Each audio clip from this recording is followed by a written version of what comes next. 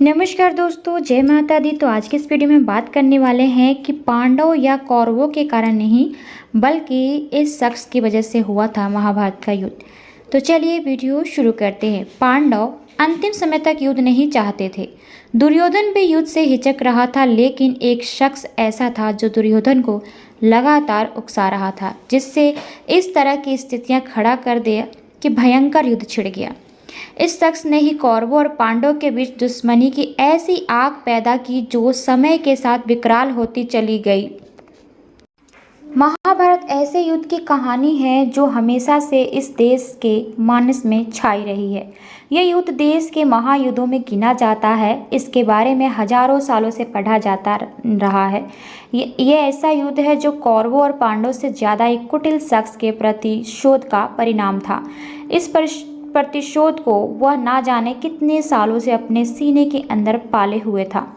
वह कुटिल पात्र वास्तव में शकुनी ही था। हम जानेंगे कि वो कौन सी प्रतिशोध की आग शकुनी के अंदर सालों साल जलती रही, जिसमें आखिरकार वह खुद ही खत्म हो गया। वह अपनी बहन गंधारी की शादी धृतराज से होने के बाद जो चाहता था वह कोई भाई अपनी बहन के घर के लिए नहीं करना चाहता। वास्तव में शकुनी पांडवों से ज्यादा कुरु वंश का सर्वनाश चाहता था। दरअसल महाभारत जितनी कौरवों और पांडवों के चारों ओर घूमती है, उतनी ही शकुनी के आसपास भी। कौरवों और पांडवों के बीच जबरदस्त वैमनस्य पैदा करने और फिर इस झगड़े महाभारत जैसे युद्ध में तब्दील करने में शकुनी का ही हाथ था। जब महाभारत का युद्ध हुआ तो कुरु वंश का नाश तो नहीं हुआ, लेकिन कौरवों का नाश जरूर हो गया।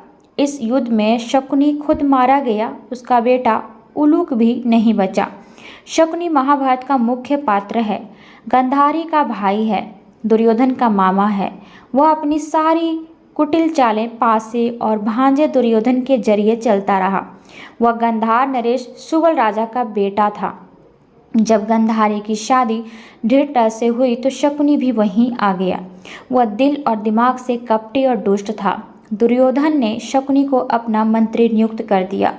शकुनी ने लगातार हमेशा ऐसा काम किया जिससे पांडव परेशान होते रहे। फिर महाभारत युद्ध में शकुनी ऐसे पांडव भाई ने किया जिसे सबसे कमज़ोर समझा जाता था। उसने शकुनी का वध किया। कैसे किया ये हम आगे जानेंगे। गंधार राजकुमार शकुनी जुआ खेलने में एक्सपर्ट था। जब भी छल से युधिष्ठिर को चौसर खेलने के लिए दुर्योधन ने बुलाया, तब उसकी ओर पासा फेंकने का काम शकुनी ही करता था। वह ऐसा चतुर जुआरी था कि युधिष्ठिर को एक भी दांव नहीं जीतने देता था। वह न केवल युधिष्ठिर को बुरी तरह हराता था, बल्कि उकसाता रहता था कि जो चीज़ें उसके पास रह गई हैं उसे भी दांव पर लगा देंगे। शकुनी ने कभी दुर्योधन को ठीक सलाह नहीं दी।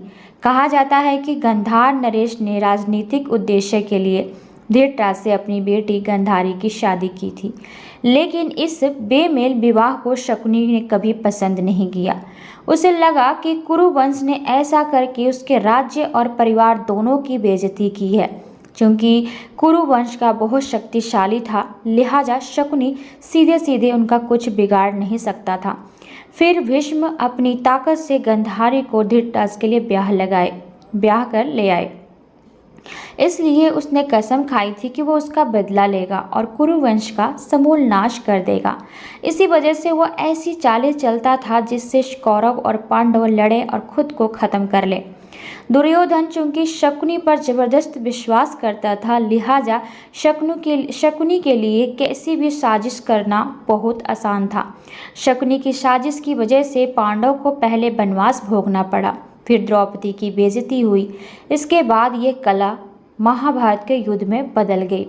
महाभारत में शकुनी के परिवार का अधिक वर्णन तो नहीं मिलता, लेकिन इतना जरूर बताया गया है कि उसकी पत्नी का नाम आरसी था। उसके 3 बेटे थे, उलूक, वृकासुर और वृपचिटी। उलूक भी महाभारत की लड़ाई में मारा गया था। वृकासुर का वध भी इसी युद्ध में हुआ।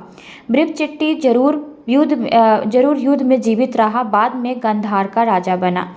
महाभारत युद्ध के 18वें दिन शकुनी 500 घोड़े, 200 रथ, 100 हाथी और 1000 सैनिकों की पैदल सेना लेकर डटा हुआ था।